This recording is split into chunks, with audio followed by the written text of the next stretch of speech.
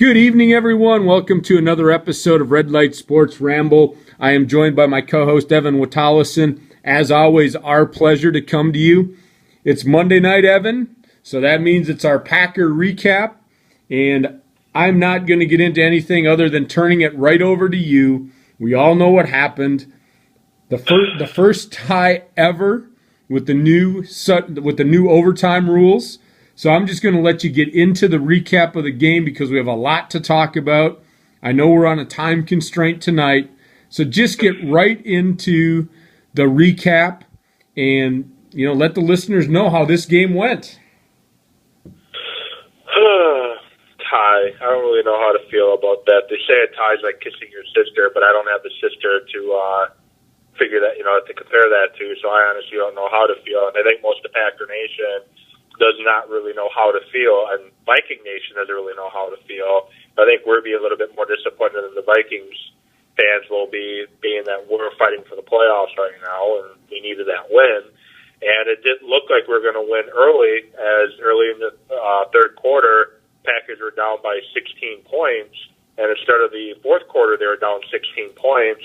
And about 8 minutes ago in the third quarter, Matt Flynn got put in the game in place of Scott Tolzien, who was 7 of 17 for 98 yards on the day. He did have a very awesome touchdown run, but other than that, he was not effective through the air at all. You could really tell the Vikings had him scouted up big time.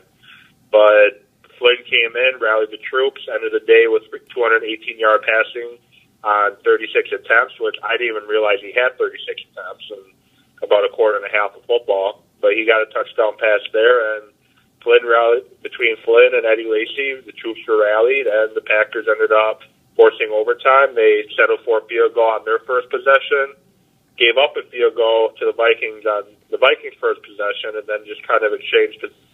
It was over. But this was disappointing in a few ways. If you look at the Vikings, Peterson did his usual thing. Peterson had his 148 yards rushing, almost 150. But Ponder was a little bit sharp yesterday, 21 of 30 for 233. And the guy that totally broke the Packers' back, guy from Stanford, Toby Gerhardt, 8 carries, 91 yards for 11 yards per carry average. That's what ended up killing the Packers. That's what broke the camel's back right there. Now, there's a lot of questions that come out of this game. Should the Packers turn to Matt Flynn sooner? He rallied them back from 16 down. Should Mike McCarthy have gone for two-point conversion after that first touchdown? It's easy to look at it now and say they shouldn't have, but at the time, it might have been the right call. The Packers' defense, why didn't they attack the Vikings' quarterback more? Because when Ponder was under pressure, he did not respond to pressure well. And the Packers' offensive line was horrible in pass pro. This Cole, he's making his first career start, blitz up the middle twice, and the Packers didn't stop it either time, one of which Flynn got sacked, that got overturned by a penalty. But they missed opportunities for 2 turnovers on the defensive side of the ball. One would have been a pick six. The other one went right through Devon House's hands and almost went for a touchdown. So there's a lot of questions that came out of this game, a lot of things that disappoint you. Like, you're excited that Flynn rallied the troops down by 16, but yet you're disappointed seeing that the Packers left a lot of points on the field. So, I guess I don't really know how to feel. I guess, how are you feeling today? Well, I have to say this first. A tie is like kissing your sister. We saw that actually on Twitter today, and I do have a sister, and there's no way I want to kiss my sister, and so that's how I feel. I love my sister, don't get me wrong, but I definitely don't want to kiss her, and so I feel. I'm not even sure how I feel. I think I feel more frustrated because we did leave a lot of points on the field, and we lost a great opportunity to seize control of a division without our all-pro quarterback. It just seems to me, Evan, nobody wants to win this division. You and I called... NFC East right now. You and I called it. We said the Rams were going to defeat the Bears. You and I split and disagreed. I said the Buccaneers would play the Lions tough. You said they were going to beat them. That was a great call on your part. And thank you. The thing is, all of a sudden I'm looking, they're 6-5. They're 6-5. We're playing the Minnesota Vikings. And granted, I'm going to give the Vikings offensive line a lot of credit. They played very well. They game planned it very well. But there's no way that we should have lost this game. Even being down. When we were down and came back and had overtime, we should have won that game. We should have been able to win that game if we want to be the playoff team that we're supposed to be. And we talk about weathering the storm. Well, we've been weathering the storm by losing and nobody else seizing control of this division. We lost a great opportunity. So I guess where I'm feeling today is I'm feeling frustrated because it's a good way to feel. That's kind of how I feel too a little bit. So I'm gonna touch on one point, and it goes back to leaving points on the field. This defense has not created the big play, the big turnover, and you're absolutely right. Devon House had a great opportunity. He makes that pick, and he goes to the house, and that changes the whole complexion of the game. Because now they're going to get the ball back, and it's a totally different ball game. And the other pass that went right through his hands, I think that might have been in overtime when the Vikings ended up settling for a field goal. If he makes that pick, the game's over. So my concern that I have is, one is our run defense. I am going to give props to the Vikings offensive line, a line that I didn't think would manhandled us. Maybe that injury to Jolly is more important than we think. With Pickett not being 100% either, that doesn't help. That doesn't help. Now, we got some pressure on Ponder, but again, it's Ponder. So, I look at a couple of those sacks he was rolling out. It just didn't seem like we got 5 sacks. We did. We got 6, actually. 6. It didn't seem that way. It didn't seem like we were getting the pressure that we needed to. And the other thing that concerns me, as I watched the routes, Ponder missed on a few. There was a couple, and I remember there was one that was going to go to Patterson, and Ponder just overthrew him. Had he put that on a line and put it right in his hands, there was blocking downfield, and he goes to the house. That concerns me on our pass defense. I'm going to flip over, though, Evan, and I'm going to get your take on this one. Offensively, the 3-and-outs kill us. And I was going through the stats today. We had 4 3-and-outs. And one of them... Most of them when Tolzien was in the game. Well, when I looked at it, the second one was the one that really killed me, and I yelled it in the living room. I said, we can't have 3-and-outs because it's going to kill our defense and the other team is going to score.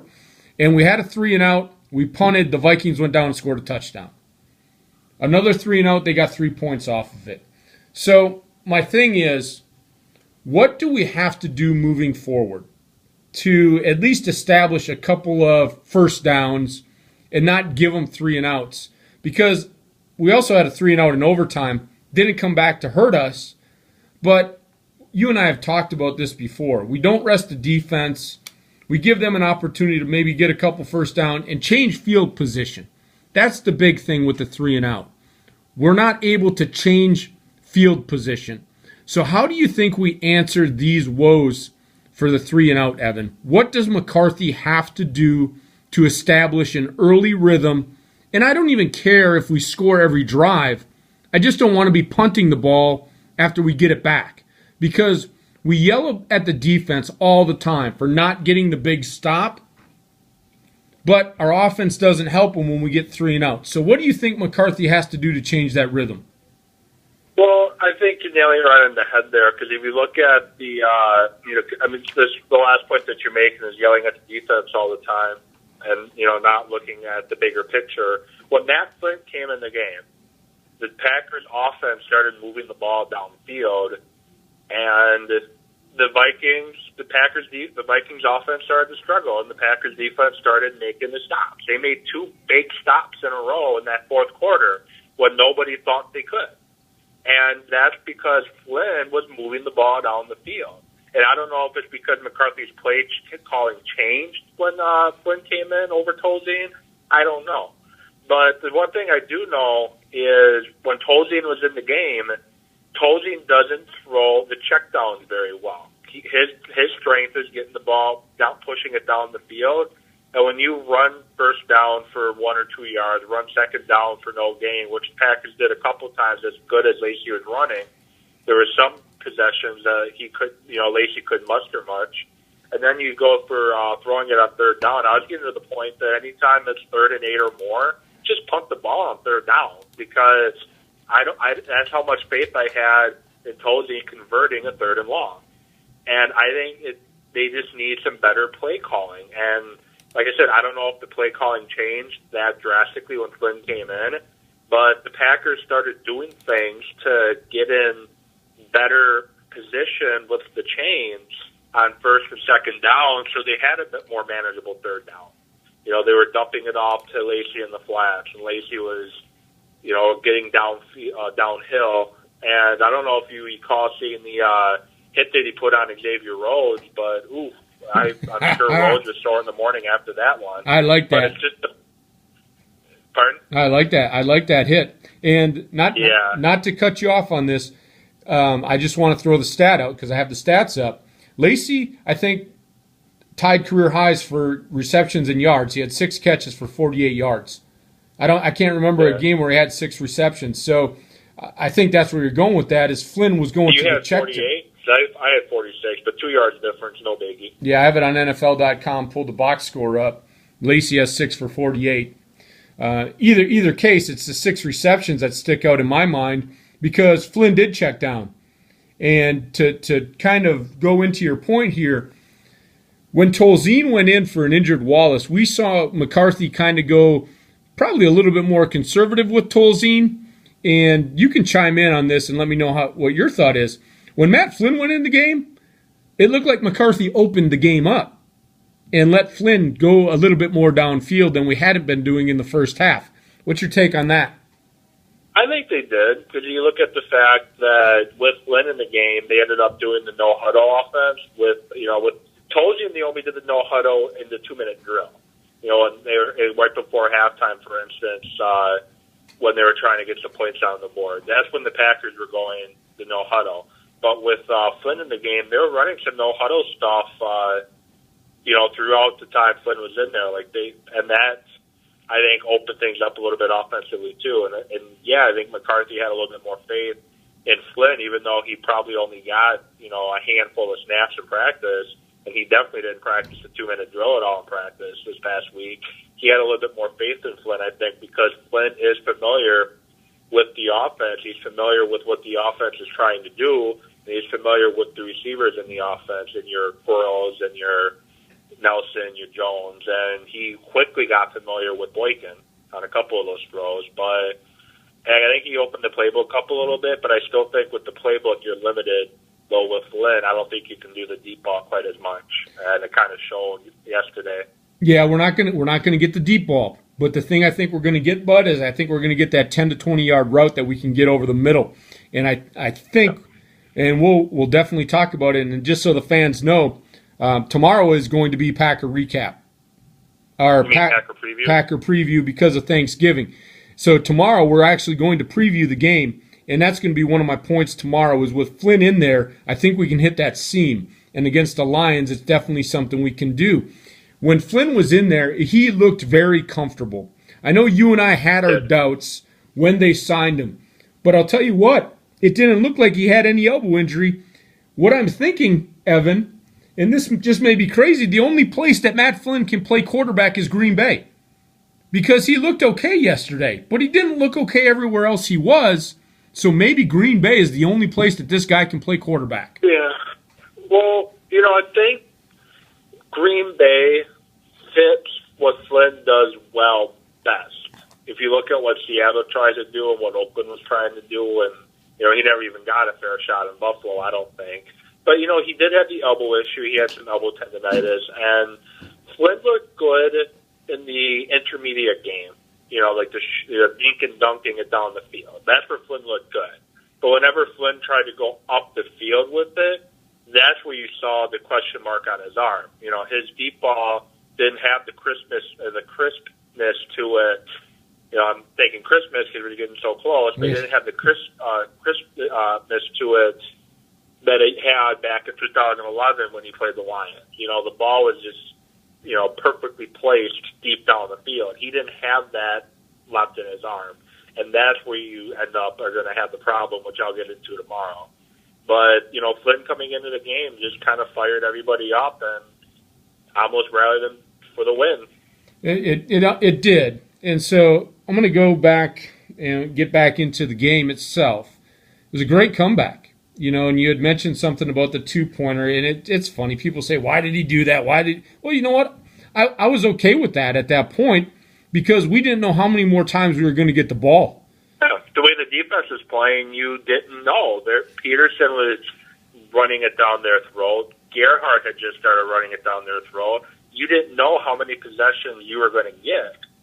And, you nailed it right on the head there, saying that at the time the 2-point conversion was the right call. Exactly, and you also, talking about the one thing that killed us, when Peterson's out of the game, you're thinking, okay, here we go. They're resting him. Let's get a stop. But no, Gerhardt went in there and killed us.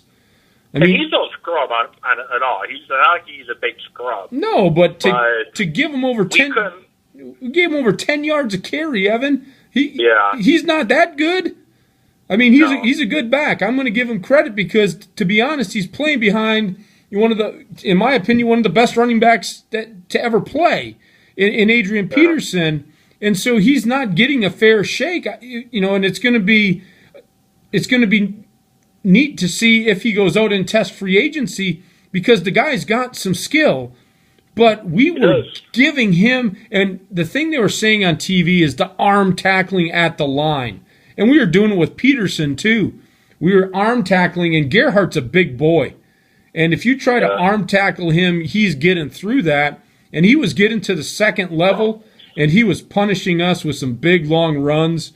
It was very frustrating to watch that. So, but the most frustrating part, though, was, I know the defensive line didn't give the linebackers much help, but just watching A.J. Hawk in yesterday's game, that was painful to watch, even more so than Gerhardt running wild because he just ran himself out of so many plays. One play, Gerhardt is running toward, the hole opens up, he starts cutting right. Well, Hawk goes the other way, ends up falling to the ground and taking out his own defensive lineman, and Gerhardt gets a big gain. So that was painful to me, is just the way the linebackers were playing too. Yeah, and again, we can't use the excuse, the injuries this and the injuries that. You got to go in, you got to play, and we call it playing with discipline, right? You got to play. You got gap control. Got to play your gap. Can't over pursue. Can't try to do too much. And maybe that was the case. Maybe they were trying to do too much, but it was ugly. I'm not going to disagree with you there.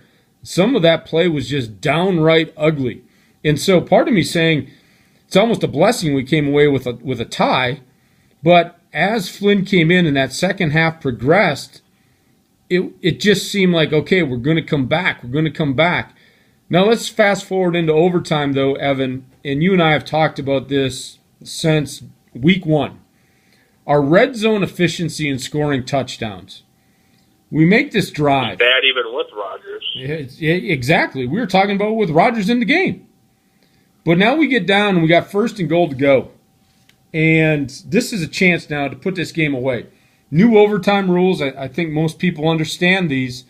If you score a touchdown, the game's over. Yeah. And so I was actually sitting there. I cracked open a nice adult beverage, sitting back going, okay, here we go, McCarthy. Here is your chance to end this game right now. And what do? We have 2 run plays that netted, 2 yards, and then an incomplete pass. I know you and I talked about this in the pre-chat. One of those 2 running plays I thought would have been a great opportunity for a play-action pass. I was saying 1st down. You were saying, hey, maybe on 2nd down. To me, I don't care. But on one of those plays, you have to run play-action because I'm tired of the run, pass. They knew we were going to run it, and, we could have run it. maybe we just got manned up and they took advantage of us. But somewhere in there, I would have loved to see the play action and hit Quarles or Bostic, the tight end, to the post and just hit them. Because they were selling out on the run and they stopped us. And I'll give them credit. But as a person watching the game, I knew it was coming. And I was thinking, play action. Play action. Just do it on one play, please. And maybe we score. I don't know. Again, I'm just an idiot with an opinion. But what do you think about calling a play action down there on one of those two running plays? I wouldn't have minded it. I think it would have threw something else at them rather than trying to run it on third down, which, and third down, they're probably going to run, throw the football, judging by what the Packers normally do. But I wish they would have ran on third down. I think it was 3rd and goal at, the 2-yard line. I know it hurt that Lacey had to leave the game there due to his asthma flare-up, but James Starks is running well. Ah, dude. I say you, on third down, line it up and run Starks right behind Sitton and tell Sitton to do his job and move his man back. And I think Starks, with enough momentum, I think he could have broke it into the end zone. I think he could have. I think they should have ran, first down run. It moved the pile, moved the ball. I think we got a bad spot personally. I think we were closer to the 2-yard line than the 3. But hey, I guess the referees, that's why they get paid. And then second down, I would have been fine with the play action pass there. Take it to Lacey up the middle and boot Flynn out and try to find Perlis in the end zone. But on third down, I would have gave it to Starks.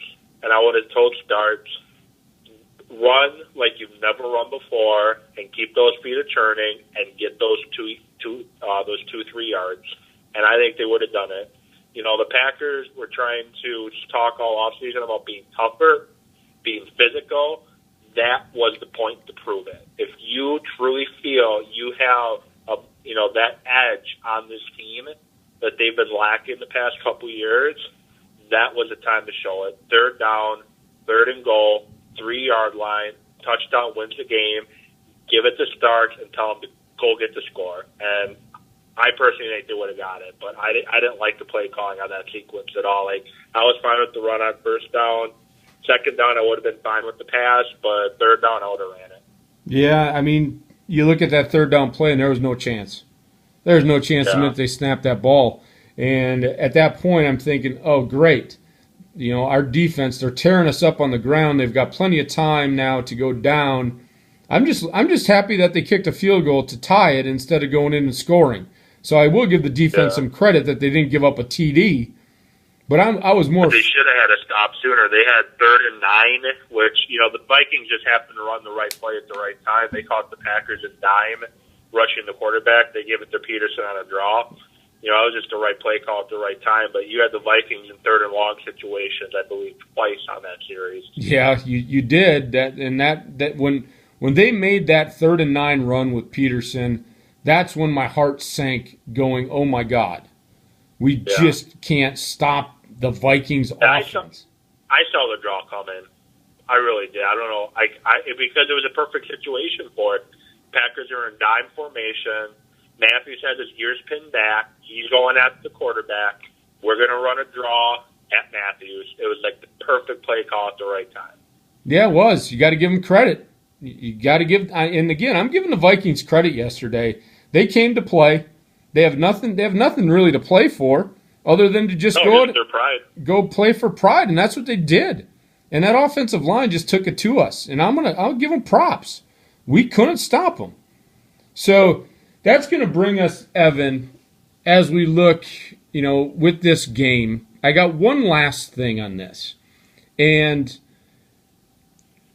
we talk about, putting the pressure on, defense getting the stops. Defense played a little bit better in the second half. But what are we going to do with Sam Shields being injured? What do you think the answer is defensively? We've got to start creating turnovers. We talked about Micah Hyde being a ball hawk. But the thing is, we're just not creating them. No. What do you think is the key for us to start getting turnovers? I mean, we're going to have to get turnovers to win ball games down the stretch. We're going to have to get turnovers on Thanksgiving to beat Stafford. So what do you think the answer is for the Packers to start creating more turnovers? I think they have to press the receivers at the line more, because the Packers are playing a very soft zone. They're not putting a lot of pressure on the quarterback, and they're playing a soft zone.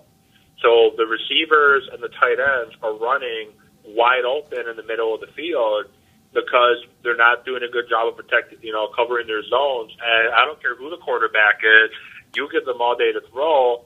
My 4-year-old nephew can pick them apart.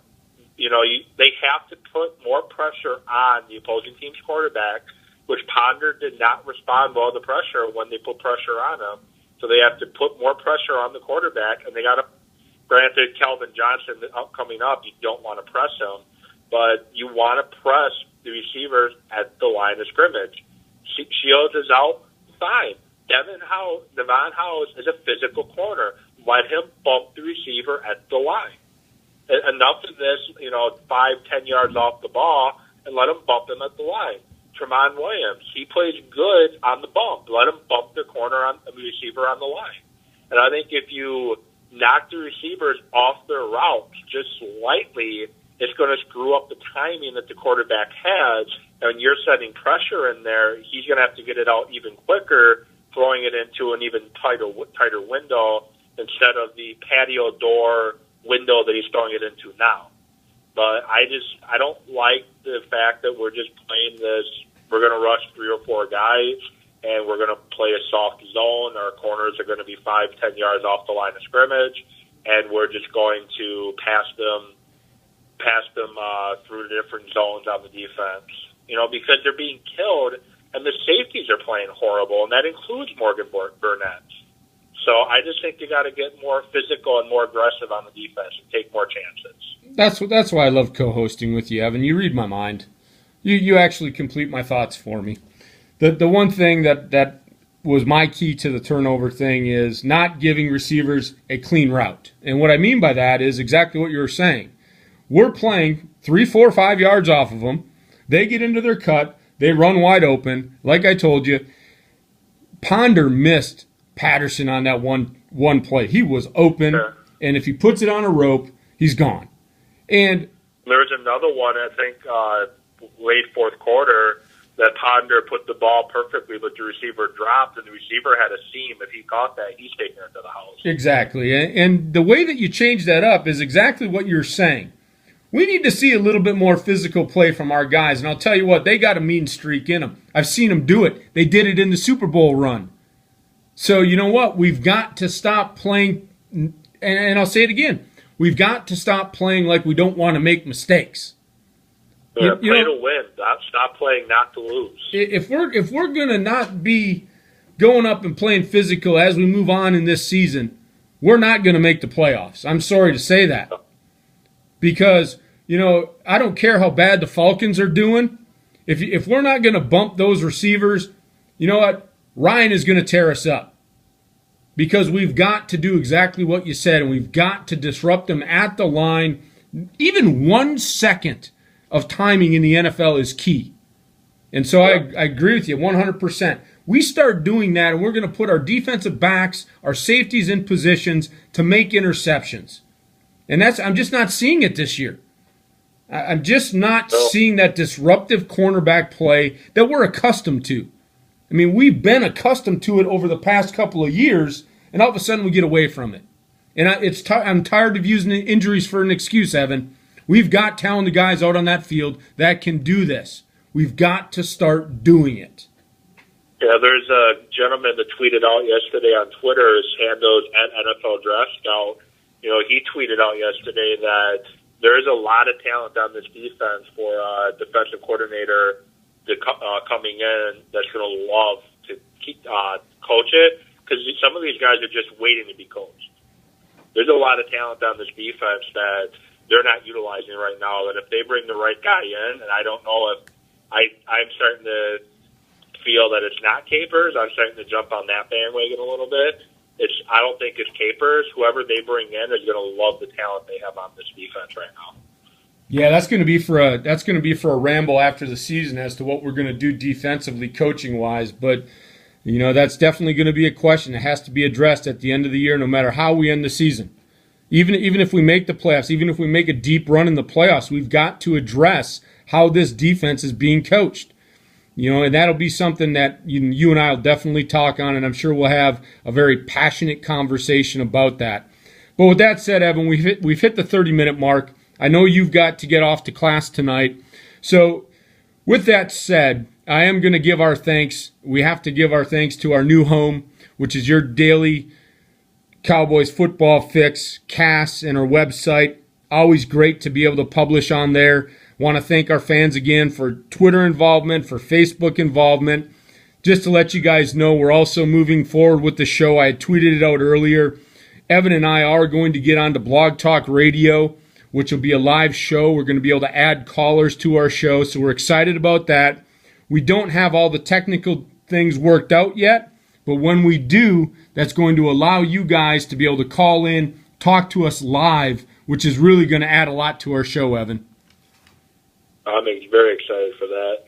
Yeah, and like I said, we're going to test it tomorrow. Probably not happening this week, folks. Probably will be next week when we start taking some live callers. But again, I got to thank Cass. Got to thank website. Love our new home.